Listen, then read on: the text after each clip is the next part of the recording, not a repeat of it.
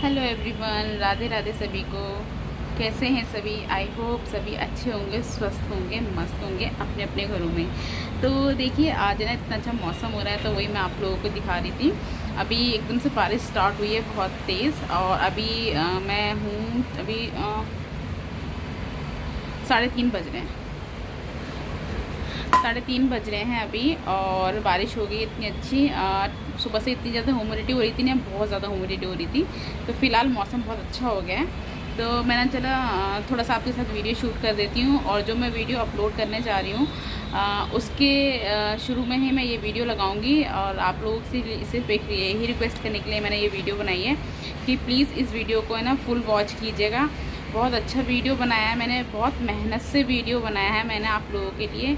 इसमें मैंने किस तरह से शिवलिंग की पूजा की है, मतलब कि आइस की शिवलिंग बना के, मैंने बर्फ़ की शिवलिंग बना के कैसे बाबा बर्फानी की पूजा की है, और किस तरीके से मैंने पूर्णिमा का मेरा व्रत था, और पूर्णिमा का मैंने किस तरह से खाना बनाया है 2 तरह का, और वही मैंने आप लोगों के साथ शेयर कर रही हूँ मैं इस ब्लॉग में। तो प्लीज़ आप लोगों से रिक्वेस्ट है, जितना भी आप वॉच करते हैं प्लीज़ लाइक ज़रूर कर दीजिएगा। और लाइक करेंगे तो मुझे अच्छा लगेगा, और कमेंट करेंगे तो और भी ज़्यादा अच्छा लगेगा। तो चलिए देख लीजिए इस वीडियो को, और स्टार्ट होता है ये ब्लॉग अभी से। तो मिलते हैं आपसे आगे। तो चलिए करते हैं स्नान की तैयारी लड्डू गोपाल जी की। तो ये मैंने पहले बना लिया है परात में स्वास्तिक, और ये चंदन का स्वास्तिक बनाने के बाद इसमें मैं एक तुलसी का पत्ता रखूँगी, तुलसी दल रखूँगी। तो तुलसी का दल जो है वो मैं डेली नहीं रखती हूँ उनके स्नान में। जैसे कि आज पूर्णिमा है, मेरा व्रत है, और पुरुषोत्तम मास की पूर्णिमा है, तो बहुत बड़ी पूर्णिमा है, इसीलिए मैं जो है कुछ खास उन्हीं दिनों में करती हूँ। तो उसके बाद मैंने शंख में गंगा जल डाल के उन पे पहले गंगा जल से स्नान कराया है, और उसके बाद मैंने दूध से भी और दही से भी स्नान कराया था। वो मैंने तो शूट नहीं किया है पूरा, क्योंकि नहीं तो वीडियो बहुत ज़्यादा लंबा हो जाता है। मैं सिर्फ आपको इतना ही दिखाऊंगी कि मैंने इनको स्नान करा के कपड़े वपड़े पहना के इनको मैंने तैयार करके बिठा दिया है इनकी जगह पे। और उसके बाद फिर मैं आ गई हूँ मंदिर में, और मंदिर में मैं सबको फूल चढ़ा रही हूँ। ये जो गुलाब के फूल है ना, ये मैं अपने ऑफिस से लेके आई थी। वहाँ पे बहुत ज़्यादा फ्लावर्स लगे होते हैं डिफरेंट टाइप्स के, बट मुझे गुलाब के फूल बहुत अच्छे लगते हैं, तो मैं कभी कभी वहाँ से ले आती हूँ। तो ये देखिए, मैंने सभी भगवान को गुलाब का फूल चढ़ा दिए हैं, और मैंने अपने माधव को भी एक रोज़ दे दिया है। एक फूल गुलाब का लाया हूँ, इसे स्वीकार कीजिए माधव। और एक हाथ में उनके तुलसी का पत्ता रखा है, यानी तुलसी दल रखा है। तो कितने सुंदर लग रहे हैं। अगर अच्छे लग रहे हैं तो प्लीज़ लाइक कीजिएगा, और कमेंट करके बताइएगा कि मेरा माधव का श्रृंगार आप लोगों को कैसा लगा। देख लीजिए, आज मैंने उनका प्रॉपर पूरा श्रृंगार किया है। डेली मैं इतना प्रॉपर श्रृंगार पूरा नहीं करती हूँ, बाल नहीं लगाती हूँ। आज मैंने बाल और मुकुट जो है वो स्पेशली लगाया है, और पीले वस्त्र पहनाए हैं, क्योंकि भगवान विष्णु को, कृष्ण को है ना, पीले वस्त्र बहुत प्रिय होते हैं। तो ये आज ही का दिन है, तो बोलते हैं ना, जब किसी का स्पेशल दिन होता है तो उनकी ही मनपसंद चीज़ें हमें उनके साथ करनी चाहिए। तो सेम वही है, वही मैंने माधव को किया है, और मैंने छोटे वाले कृष्णा को भी वही मैंने पीले वाले वस्त्र पहनाए हैं। तो इधर मैंने कर ली है आरती, और मैं आरती करने के बाद फिर आरती दिखा दूँगी। मंदिर में भी दिखा दी है मैंने, माधव कृष्णा को भी दिखा दिया, और ख़ुद भी आरती ले ली है। और उसके बाद मैं लगाने जा रही हूँ इनको भोग। तो भोग में मैंने बताया था, जैसे कि मैं सुबह ड्राई फ्रूट्स ही लगाती हूँ, तो 2 डिब्बियाँ होती हैं मेरे पास। एक डिब्बी मैं रखती हूँ माधव और कृष्णा के पास, और एक डिब्बी रखती हूँ मैं ये मंदिर में। तो इसमें ना तुलसी का पत्ता नहीं रखती हूँ, क्योंकि जो इसमें हमारे शिव जी भगवान हैं, गणपति जी हैं, तो उनको तुलसी जो है ना वो नहीं चढ़ाई जाती है, इसलिए उनके भोग में तुलसी मैं अर्पण नहीं करती हूँ। सिर्फ खाली माधव के भोग में ही तुलसी में का भोग लगाती हूँ। तो ये देखिए, मैंने बनाया था बर्फ़ का शिवलिंग, और उसके बाद की थी मैंने बर्फ़ की शिवलिंग की पूजा। तो ये मैं आपको दिखा रही हूँ, ये मैंने छोटा सा ही शूट किया है। और जैसे कि आपको पता है कि सावन का महीना चल रहा है, और पुरुषोत्तम मास भी है, अधिक मास भी इसको बोला जाता है। तो इसमें हरि और शिव की पूजा सबसे ज़्यादा की जाती है। तो अभी इस टाइम पे हम जितनी पूजा पाठ करेंगे, दान पुण्य करेंगे, उसका ना बहुत गुना बढ़कर फल मिलता है। तो खैर, फल की इच्छा मत करो, पूजा करते रहिए। पूजा आप करेंगे तो बहुत अच्छा होता है। और 3 साल में ये जो 3 साल बाद ये महीना आता है। तो ये देख लीजिए, ये हो गई है मेरी शिवलिंग की पूजा। ये बर्फ़ मैंने ना 2-3 दिन पहले ही जमा दी थी, और पूजा के करने के बाद मैंने जो शिवलिंग है ना ये गमले में रख दिया। ये खाली गमला रखा हुआ था, इसमें ये फिर पूरी जो बर्फ़ है ना वो पिघल जाएगी। और फिर उसके बाद मैं चली गई थी ऑफ़िस, और ऑफ़िस से ये जो वीडियो है ये शाम को इवनिंग को जब मैं ऑफ़िस से लौट रही थी तब मैं शूट कर रही हूँ। और अब ये ऑफ़िस से आते मतलब इवनिंग का टाइम का वीडियो है। तो ये मैं आ गई हूँ लिफ्ट में और जा रही हूँ मैं अपनी पार्किंग में। तो पार्किंग में जाऊँगी स्कूटी के पास, तो आपको दिखाती हूँ मैं कि फिर से जो है कि हमारे जो हैं वहाँ के साथी, यानी कि मेरे जो मैंने बताया था कि ये डॉग हैं जो हमेशा मुझे देख के हमेशा आ जाते हैं और डेली आते हैं, और ये डेली मेरा वेट करते हैं। अगर ये मुझे कहीं दिखाई भी नहीं देते ना, ये खुद ऑटोमेटिकली इनको कैसे मेरी खुशबू पहुँच जाती है और ये आ जाते हैं। तो इनको मैंने डाल दिए हैं बिस्किट्स। तो इनको ये डेली है कि ये बिस्किट्स इनको चाहिए ही चाहिए, नहीं तो ये मुझे जाने नहीं देते हैं, बैठ जाते हैं मेरी स्कूटी के पीछे। तो चलिए इनको दे दिया है मैंने बिस्किट, और ये बिस्किट खाएंगे। तो ये एक अच्छा काम हमें डेली करना चाहिए, ये मेरा डेली का नियम है। मैं डेली शूट जब करूँगी ना आप लोगों के साथ तो डेली ही दिखाऊंगी कि मैं किस तरह से डॉग को फीड कराती हूँ। तो स्ट्रीट डॉग को फूड कराना बहुत मतलब बोलते हैं ना पुण्य का काम होता है। तो चलिए फिर मैं आ गई थी उसके बाद घर, और घर आने के बाद बनाने रख दी है मैंने खीर। तो खीर बनाऊंगी और साथ में बनाऊंगी पनीर की सब्ज़ी, जिसमें कि प्याज टमाटर डलेगा बट उसका भोग नहीं लगेगा। तो ये बना रही हूँ मैं बच्चों के लिए सब्ज़ी, और अपने लिए बनाऊंगी मैं सिंपल प्लेन खाना बिना लहसुन प्याज के, यानी कि सात्विक भोजन। तो ये देखिए मैंने पहले प्याज जो है बारीक बारीक में काट लूँगी और साथ में टमाटर भी काट लूँगी। एक्चुअली जो मैं जो पनीर बना रही हूँ पनीर की भुजिया बना रही हूँ, और पनीर की भुजिया में तो फिर बिना प्याज के और टमाटर के अच्छा नहीं मतलब लगता है। तो वैसे भी पनीर मुझे खाना नहीं था, मैंने अपने लिए फलाहार बनाना था। मैं अपने लिए बनाऊँगी साबूदाने की खिचड़ी। तो पहले मैं तैयारी करूँगी इन लोगों के खाने की, क्योंकि पहले ये सब मतलब क्या है मेरे आटे के हाथ लगेंगे। जब मैं अपना खाना बनाती हूँ ना तो मैं थोड़ा सा सब कुछ साफ़ कर लेती हूँ, बिल्कुल भी आटा या कुछ इस तरीके से नहीं होना चाहिए। उसके बाद ही मैं अपने लिए ना फलाहार का खाना बनाती हूँ। तो इसीलिए मैंने पहले खीर बनानी रख दी थी। और खीर जब मैं बनाती हूँ ना तो आपको एक ट्रिक बताती हूँ कि मैं थोड़ी देर पहले ना हल्का सा पानी में आधा घंटा पहले ही चावलों को भिगो देती हूँ, और जिससे कि ना चावल थोड़े गले गले से हो जाते हैं, तो जल्दी से ना पक भी जाते हैं वो दूध के अंदर। और है ना मतलब तो पकेंगे जल्दी आपके वो चावल, और दूसरा क्या है ना उसमें जो है ना मतलब आपको मैश करने की ज़रूरत नहीं पड़ेगी, आराम से ईज़िली घुट जाते हैं। तो मैं जो है ना इसमें केसर की कुछ पत्तियाँ डालूँगी। केसर के बगैर ना हमारे घर में ना अच्छा नहीं लगता, मतलब खीर अच्छी नहीं लगती।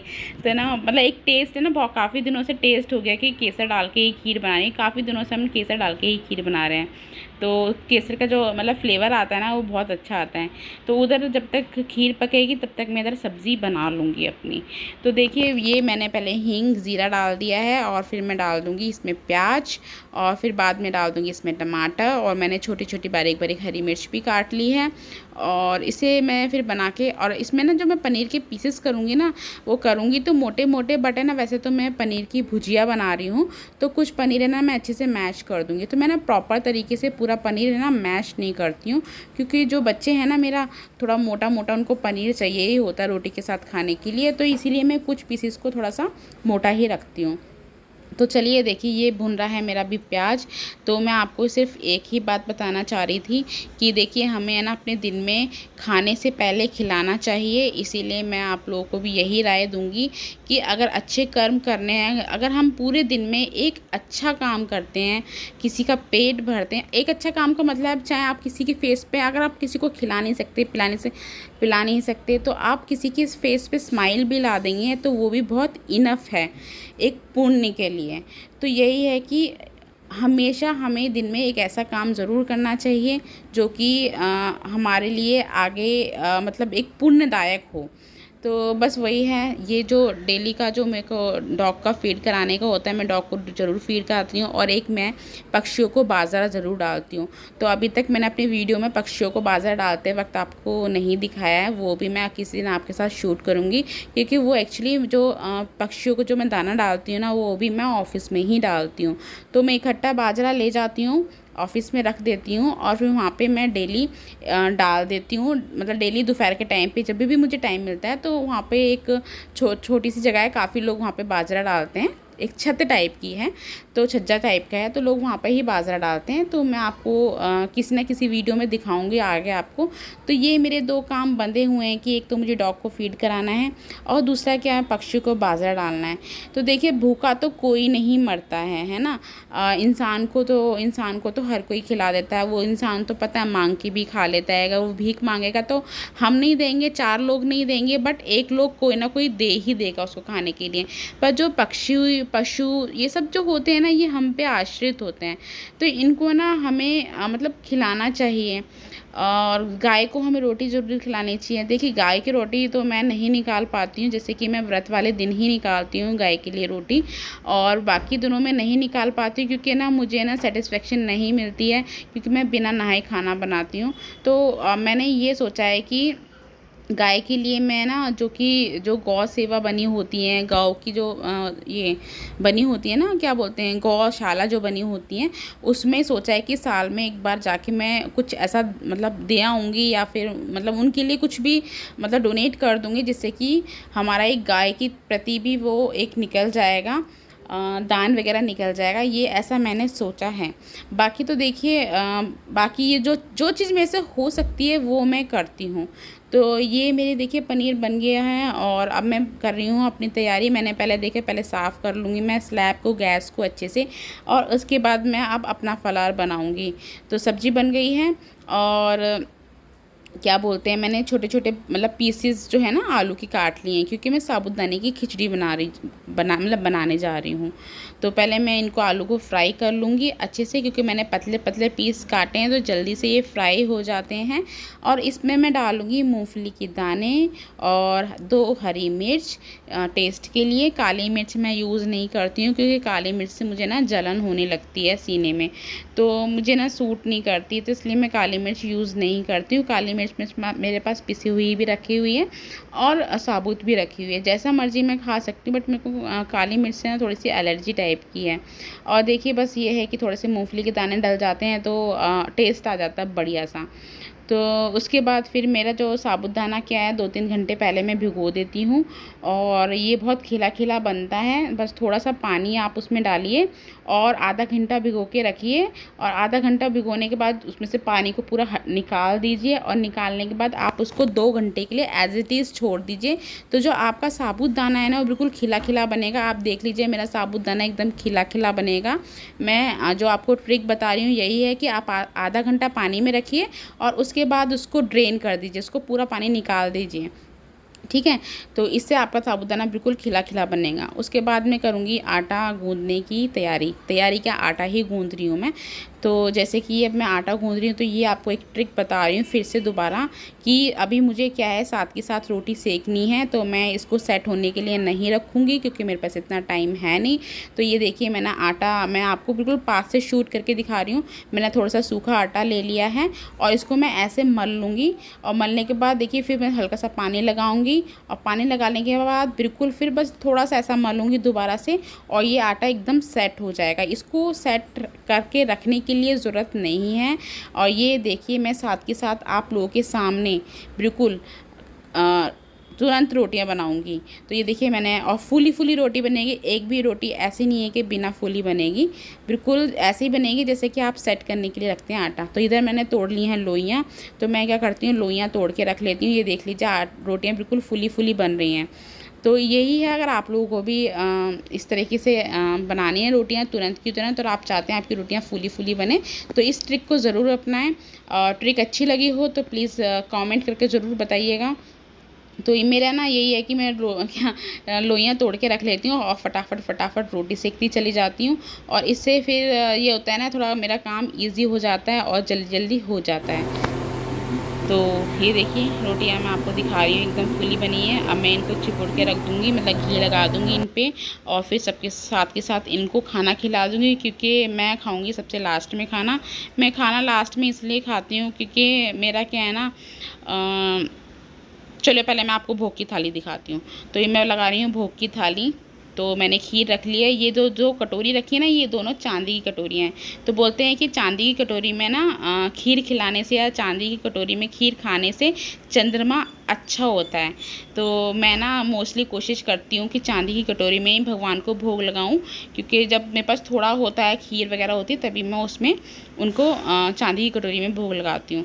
तो ये देखिए मैंने रख लिया साथ में घेवर और रोटी, दही और साबूदाने की खिचड़ी जो मेरी है, और ये रखी है खीर। ये हो गई आज की भोग थाली तैयार। तो बताइए कैसी लग रही है आज की भोग थाली। अगर अच्छी लग रही हो तो प्लीज़ लाइक कीजिएगा, कमेंट करके ज़रूर बताइएगा कि कैसी लगी आप लोगों को भोग थाली आज की। तो फिर उसके बाद मैं चली गई थी भोग लगाने के लिए। और ये जो घेवर है ना, ये घेवर भी है ना मथुरा का है, यानी कि मेरे माधव की जगह का है, क्योंकि मेरे जो छोटा वाला भाई है वो मथुरा गया था, तो वो मेरे लिए वहाँ से घेवर लेके आया था। तो इसीलिए मैं जब भी मेरे घर में कोई भी मिठाई या कुछ भी आती है, सबसे पहले मेरे माधव और कृष्णा को भोग लगता है, यानी कि हमारे लड्डू गोपाल जी को भोग लगता है। उसके बाद ही हम लोग खाते हैं बाद में। तो अब मैं तैयारी कर रही हूँ, थाली लगा रही हूँ पति देव जी के लिए। तो ये भी मैं आपको दिखाऊंगी कि आज की थाली में क्या है, यानी कि आज की डिनर थाली में क्या क्या है। तो ये रख दिया है मैंने एक कटोरी में खीर और वही घेवर, और रखूँगी पनीर की सब्ज़ी, जो पनीर भुजिया बनाई थी मैंने, और रखूँगी रोटी। तो ये देखिए मोटे मोटे मैंने पीस इसलिए रखे हैं क्योंकि बच्चों को ना थोड़ा मोटे मोटे पीसेज ही खाने में अच्छे लगते हैं रोटी के साथ। तो ये है रोटी, और साथ में मैं रखूँगी उनको थोड़ा सा साबूदाना, क्योंकि उनको साबूदाना थोड़ा कम ही पसंद है। तो मेरे घर में थोड़ा सा ध्रुव तो खा लेता है मेरे साथ साबूदाना, बाकी और कोई भी साबूदाना नहीं खाता है। तो ये प्रसाद के तौर पे मैंने उनके लिए रख दिया है। तो ये है मेरी नॉर्मल थाली, डिनर थाली। तो कैसी लगी आपको ये थाली? अगर अच्छी लगी हो तो प्लीज़ लाइक कर दीजिएगा। आप लाइक करेंगे तो मुझे बहुत अच्छा लगेगा। और ये हो गई है मेरी थाली तैयार। तो आ जाइए आप लोग भी खा लीजिए। तो करती हूँ मैं इस वीडियो का यहीं एंड। मिलते हैं आपसे नेक्स्ट वीडियो में। जब तक कि बाय बाय। और जाते जाते एक लाइक और सब्सक्राइब करते जाइएगा अगर आप नए हैं मेरे चैनल पर। तो मिलते हैं आपसे नेक्स्ट वीडियो में। Till then bye bye. Radhe Radhe.